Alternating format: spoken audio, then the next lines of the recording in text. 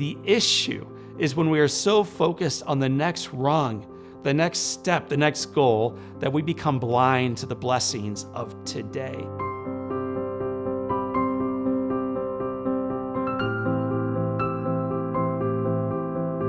Occasionally, in the midst of a seemingly insignificant conversation, something shared has the possibility of changing a life for me.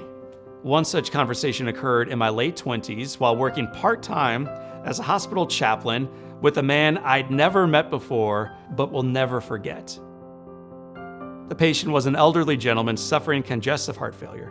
As I sat at his bedside, we chatted about baseball, his failing health, and how he felt looking back over his life.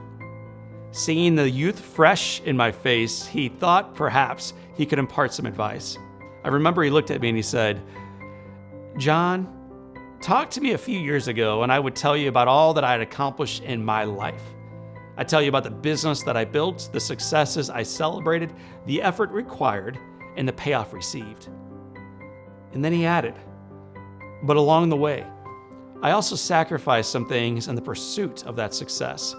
I put in so many hours that I barely saw my family. I claimed to be doing all of it for them, but in the attempt to build a better life, I lost my way.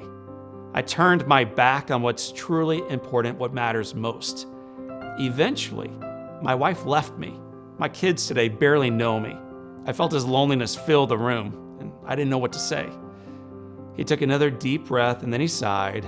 "John, I spent a lifetime sprinting up the ladder." The guy looked out the window, looked back at me, and then he added, "Only to discover after making it to the very top, I had the damn thing leaned against the wrong wall." I'll never forget that last sentence. I want to be very clear on something. I love climbing ladders. I partner with organizations to increase revenue and grow their profitability. I speak with audiences to wake them up from accidental living and to encourage them to pursue big goals, ultimately leading lives of impact. Climbing the ladder, that's not the problem. The problem is when the effort to ascend higher keeps us from noticing where we are and why we're climbing in the first place. The issue is when we are so focused on the next rung, the next step, the next goal, that we become blind to the blessings of today. Now, our greatest fear should not be whether we climb high enough or fail at what we're doing or fall from the very top.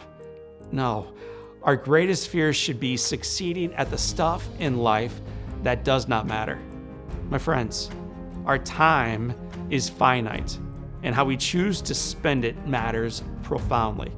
I'm not suggesting we put the ladder away, but it's time to pay attention to how we spend our days and where exactly we are climbing.